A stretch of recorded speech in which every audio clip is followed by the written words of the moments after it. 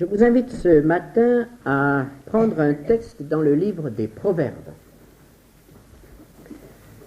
Proverbes, chapitre 23, verset 26. Ce texte nous guidera dans notre réflexion ce matin. Proverbe 23, verset 26. Mon fils, donne-moi ton cœur, et que tes yeux se plaisent dans mes voies. Il s'agit ici de l'exhortation d'un père à son fils. C'est un père qui enseigne son fils. Mais nous y reconnaissons la voix de Dieu qui s'adresse à chacun d'entre nous.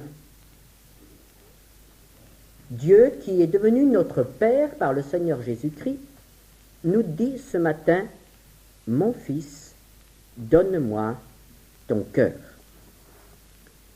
Et nous voulons essayer de voir ensemble ce matin ce que Dieu nous demande réellement lorsqu'il dit « Mon fils, donne-moi ton cœur ».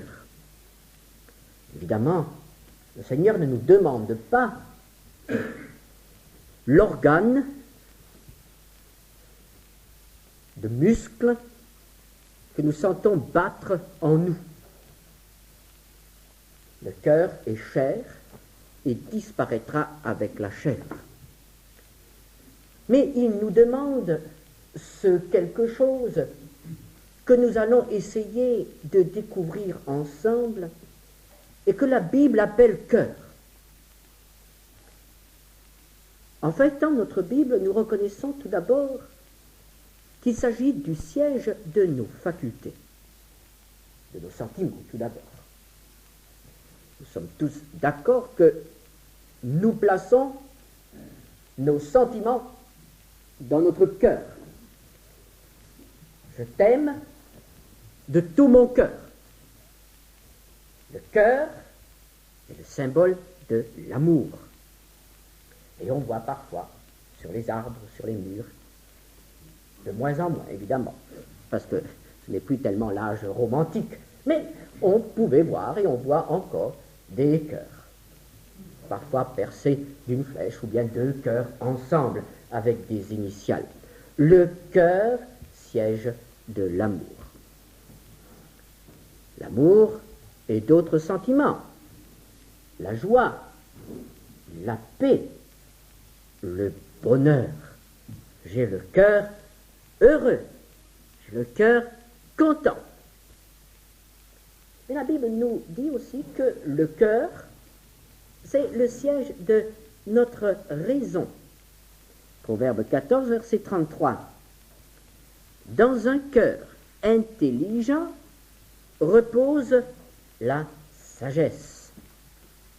Il s'agit donc là de l'intelligence, qui est un don de Dieu, et de la sagesse, qui est à distinguer de l'intelligence, comme nous l'avons déjà vu ensemble une fois en étudiant les proverbes, et qui est le résultat de l'expérience. L'intelligence et la sagesse se trouvent dans le cœur. Nous trouvons aussi que le cœur est le siège de la volonté. Par exemple, Exode 35, la deuxième partie du verset 5, « Tout homme dont le cœur est bien disposé apportera son offrande. » C'est le cœur qui a poussé ces hommes à faire quelque chose pour le tabernacle, à donner une offrande. C'est donc la volonté qui s'est mise en action. Et Dieu en appelle au cœur. Cœur, siège de la volonté. Et quand on dit de quelqu'un qu'il a le cœur endurci, on comprend en réalité qu'il a la volonté bloquée. Une volonté qui ne veut pas plier, qui ne veut pas céder aux appels d'amour de Dieu. Un cœur endurci est en réalité une volonté bloquée, une volonté qui se rebiffe, qui résiste. Le cœur, dans la Bible, c'est donc le siège de nos facultés, sentiments, raison, volonté. La Bible fait aussi de notre cœur le siège du péché. C'est ainsi que le Seigneur Jésus dit dans Matthieu 15, versets 18 à 19, que c'est du cœur de l'homme que viennent les mauvaises choses.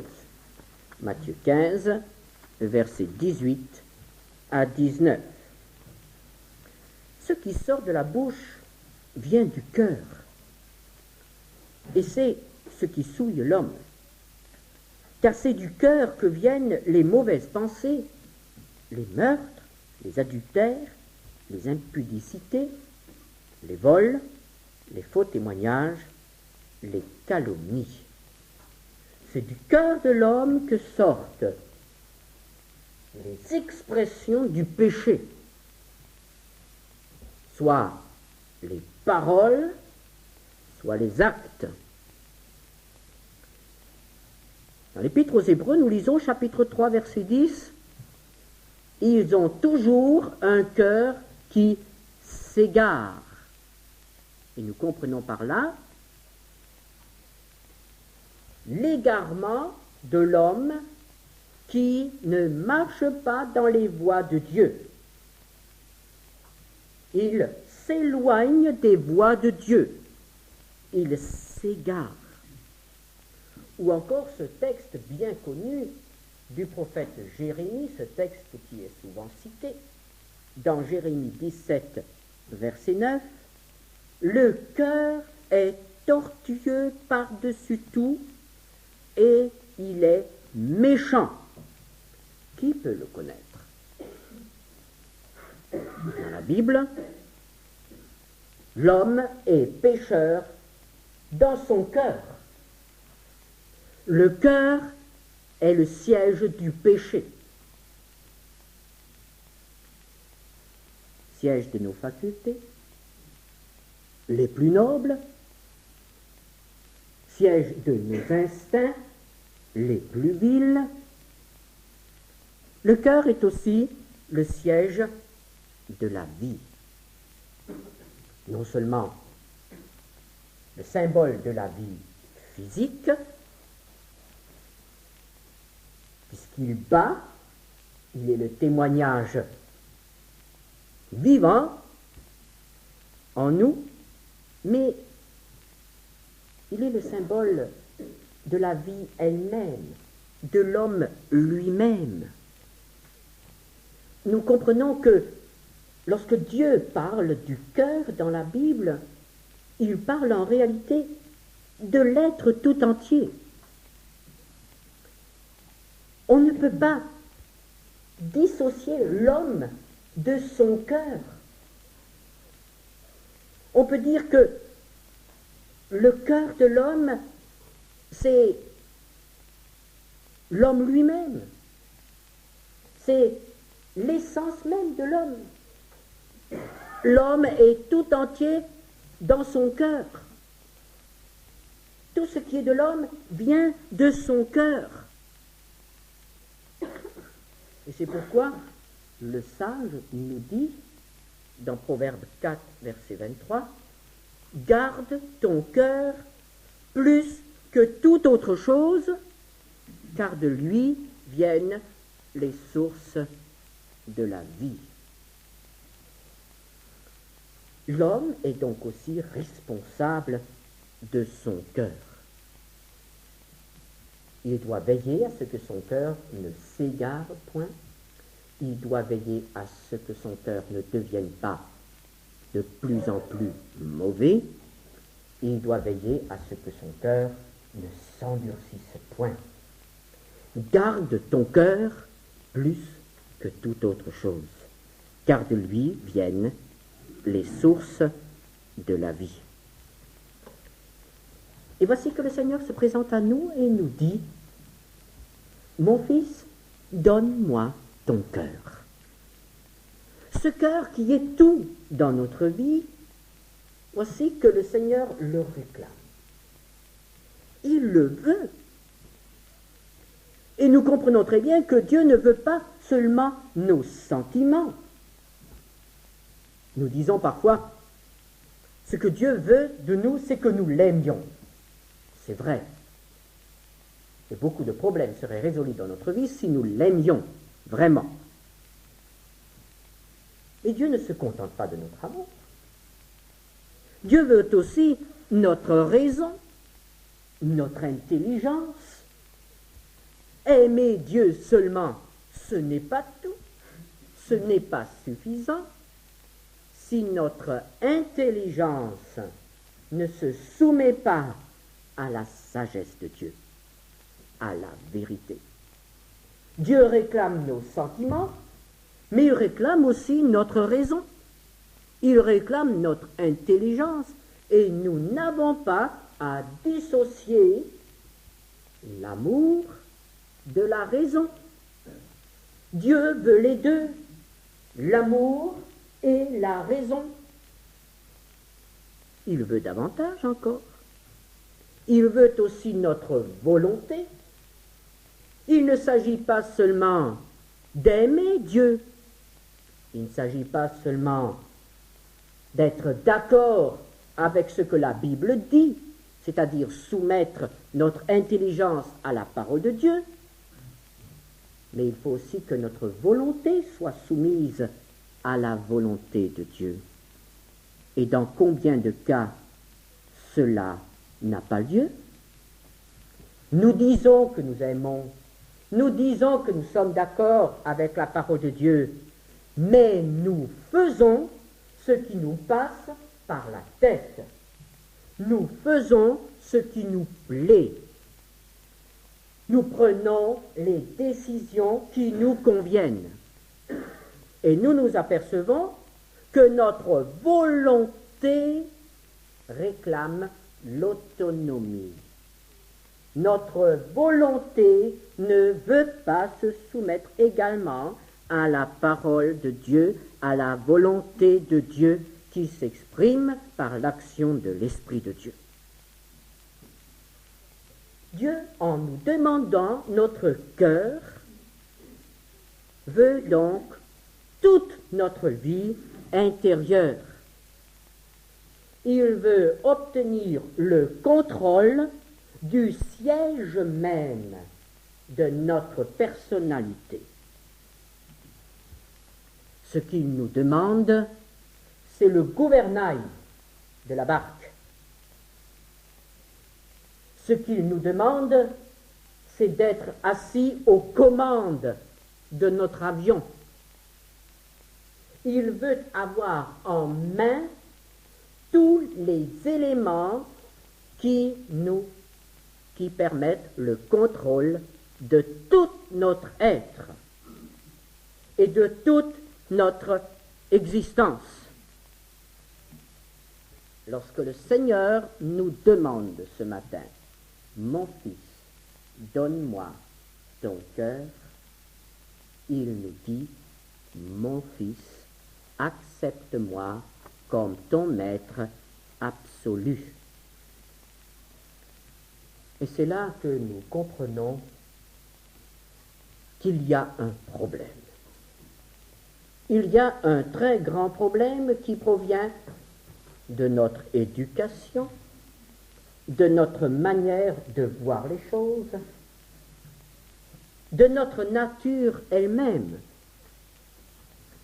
Nous devons reconnaître que nous avons toujours tendance à fractionner notre vie et à la diviser en différents départements ou en différents tiroirs. Nous compartimentons notre vie. Il y a le casier vie privée. Oh, combien nous le gardons jalousement, ce casier-là. Et il y a le casier vie publique. ce que nous sommes en privé et ce que nous sommes en public. Il y a le casier vie familiale et le casier vie professionnelle. Il y a le casier vie religieuse et il y a le casier vie profane. Il y a beaucoup d'autres casiers encore. Et si nous nous penchons sur ces différents compartiments de notre existence, nous comprenons très bien que nous nous égarons. Nous avons là commis une faute qui crée des troubles dans notre vie.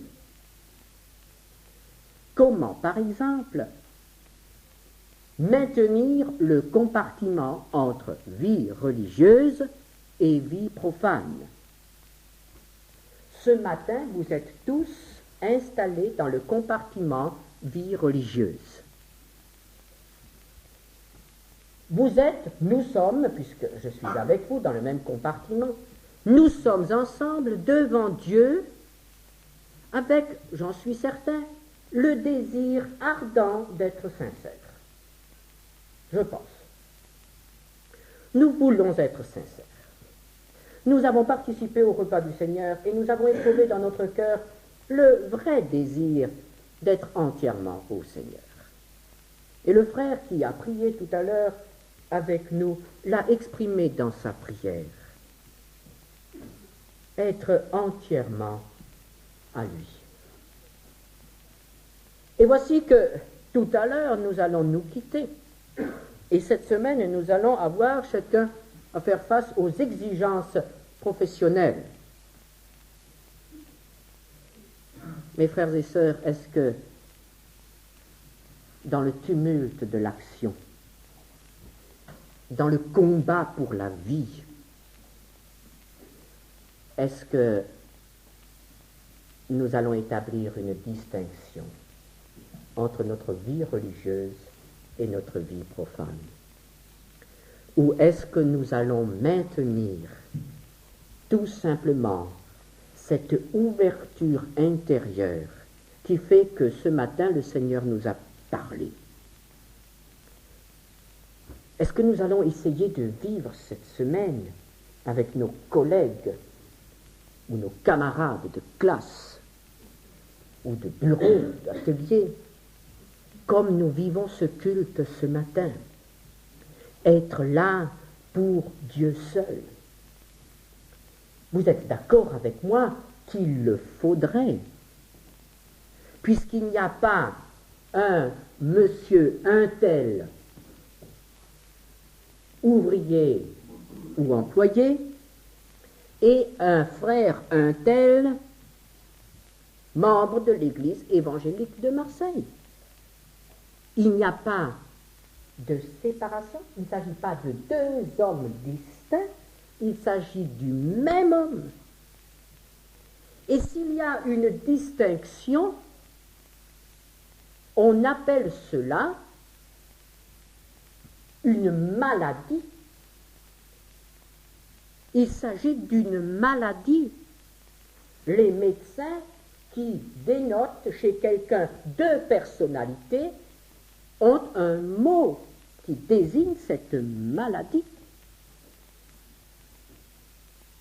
Et nous acceptons cette dualité. Nous acceptons de vivre deux vies, ou même trois vies. Les compartiments que nous créons dans notre vie. Ces compartiments-là ne correspondent pas à la volonté du Créateur pour notre vie. Le Seigneur ne nous a pas créés comme une commode avec des tiroirs. Il nous a créés un être entier. Nous sommes en totalité devant lui. Et il doit y avoir parfaite communication. Il ne doit pas y avoir de séparation dans notre vie. Mais nous avons tellement été habitués à cela que nous devons reconnaître que le don total est vraiment difficile. Et je vous demanderai d'y réfléchir cette semaine. Ce matin, nous avons apporté au Seigneur le don de notre cœur. Et nous avons mis dans cette bourse une offrande en argent. C'est un symbole. Nous savons très bien que le Seigneur réclame tous nos biens. Et en principe, nous les lui avons donnés. Ce que nous donnons là, c'est le symbole de tout ce que nous lui avons donné. Une représentation, les arts de tout ce que nous lui avons donné. Une part. Mais est-ce qu'au cours de cette semaine, nous voulons un peu nous surveiller? Et je suis certain que, en nous surveillant nous-mêmes, nous allons nous surprendre à passer d'un compartiment à l'autre. Et nous allons nous surprendre à fermer soigneusement derrière nous la porte du compartiment que nous venons de quitter, afin qu'il ne nous dérange surtout pas.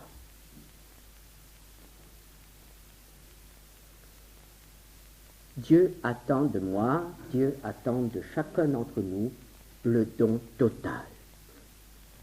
Quand il dit « Mon fils, donne-moi ton cœur », il ne se contente pas de mon amour ou de mes sentiments.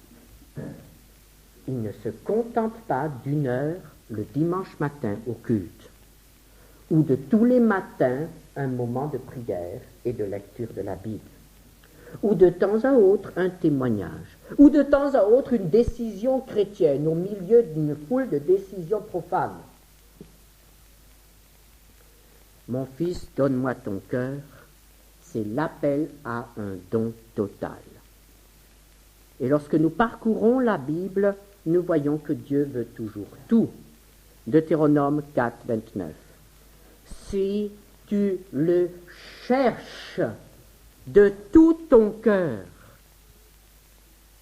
cherchez Dieu ardemment, sans distraction, en étant prêt au plus grand sacrifice, si cela a été nécessaire, pour le trouver. Ou encore, Deutéronome 6, 5.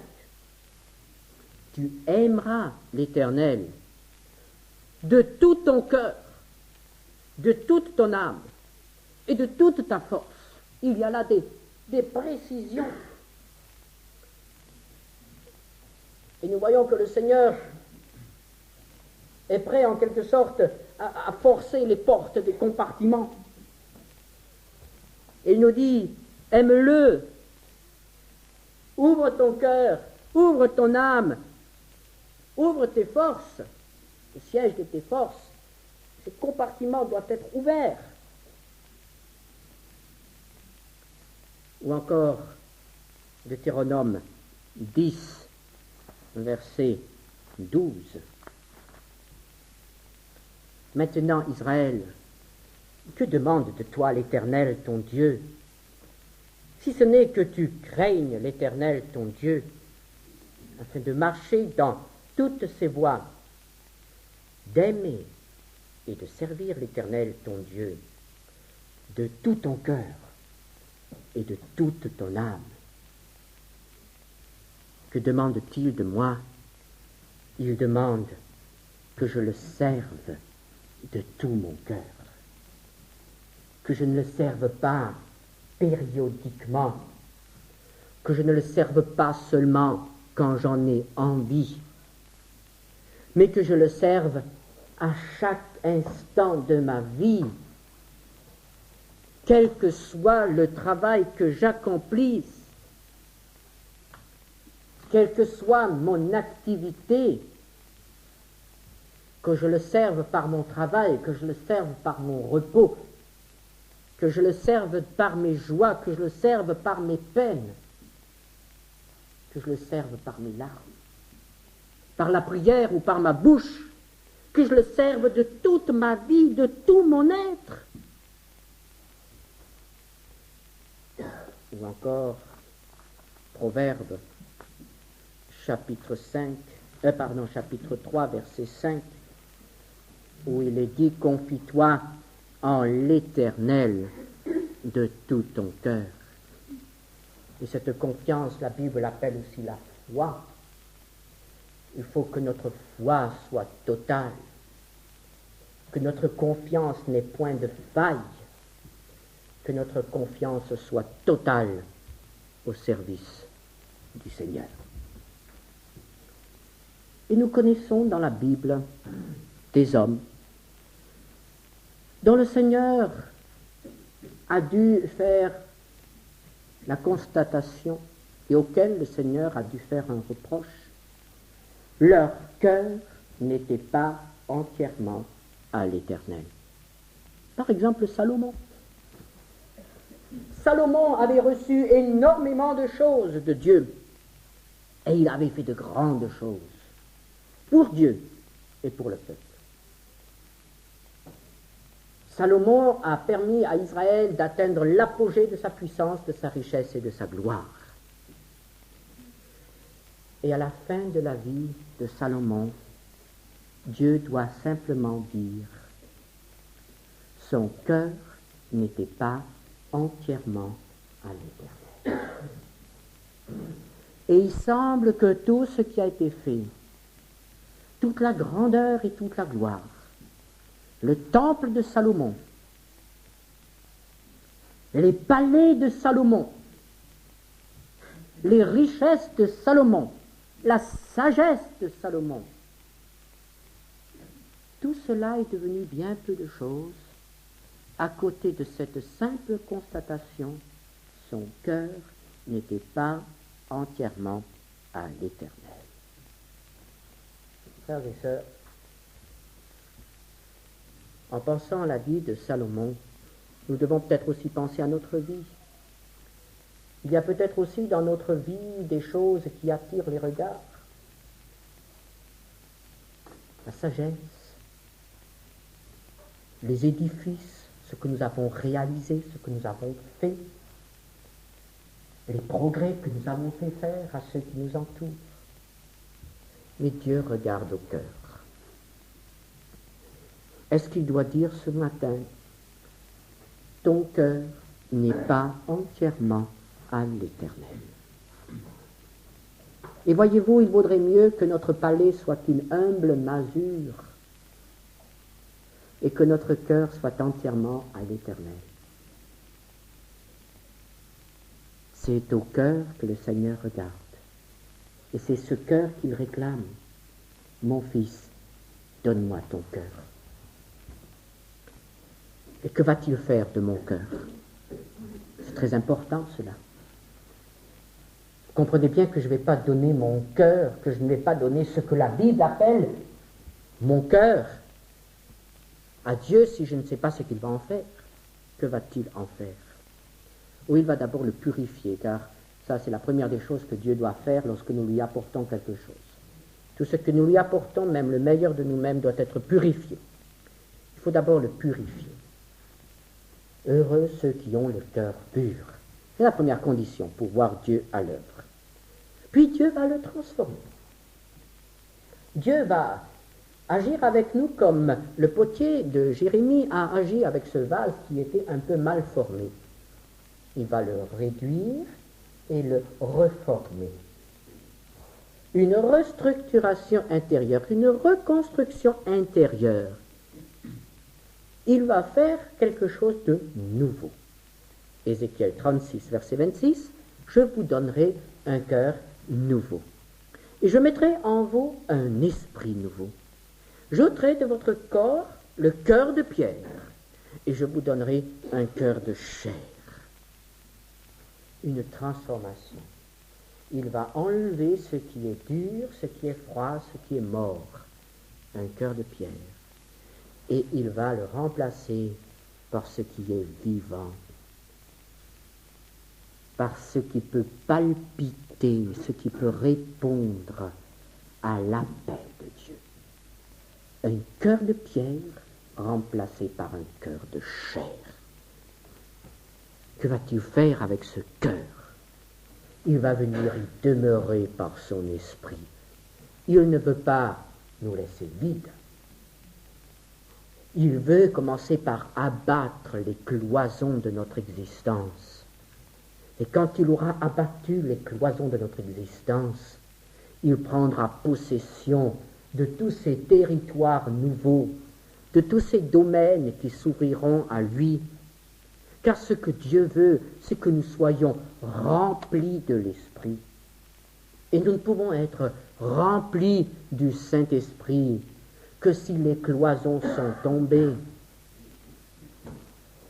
s'il n'y a plus de portes fermées, s'il n'y a plus de portes sur lesquelles nous avons placé la plaque privée, interdiction d'entrée.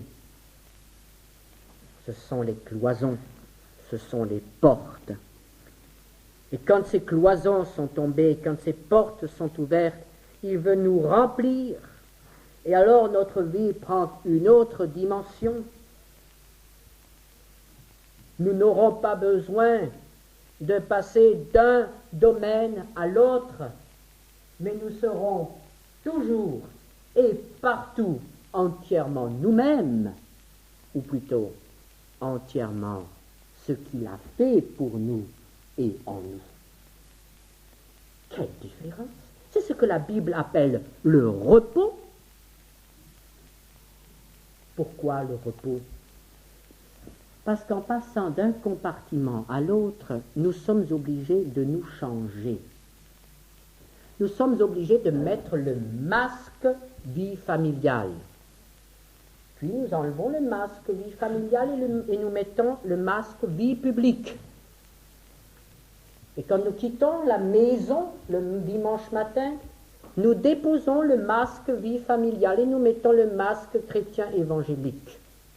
Et tout à l'heure, nous allons enlever le masque chrétien évangélique. Je ne sais pas ce que vous allez faire cet après-midi, mais vous allez avoir un masque pour ce que vous allez faire cet après-midi. Et puis il faut se changer, il faut changer de langage, il faut changer de comportement, il faut changer de manière de réagir. Mais c'est fatigant cela. Vous croyez pas? C'est épuisant. Il y a des gens qui sont surmenés parce qu'ils sont toujours en train de se changer.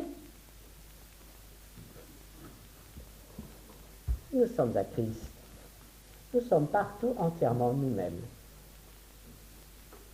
Et nous n'avons pas besoin de nous adapter. Ce qui mettra peut-être fin une fois aux crises de nerfs. Mon fils, donne-moi ton cœur. Un jour, nous lui avons donné notre oui. Nous lui avons permis de devenir notre sauveur. Nous lui avons donné ce quelque chose en nous qui lui a permis de commencer son œuvre. Et ce matin, il voudrait aller plus loin avec nous. Et il nous dit, mon fils, donne-moi ton cœur. Et vous savez tous parfaitement ce que le Seigneur veut dire en ce moment. Ce que cela représente pour chacun d'entre nous personnellement. Peut-être que pour certains d'entre nous, ce sera la première fois qu'ils se donneront. Alors dans ce cas-là, si vous lui dites, Seigneur, je te donne ma vie, je te donne mon cœur, ce premier pas, la Bible l'appelle la conversion. Et il se passera quelque chose de formidable en vous. Vous serez sauvés. Vous serez des êtres nouveaux. Ce sera le début. Et pour ceux d'entre nous qui ont fait ce début, il y a peut-être une porte qui doit s'ouvrir encore. Mon fils, donne-moi ton cœur. Qu'allons-nous lui répondre?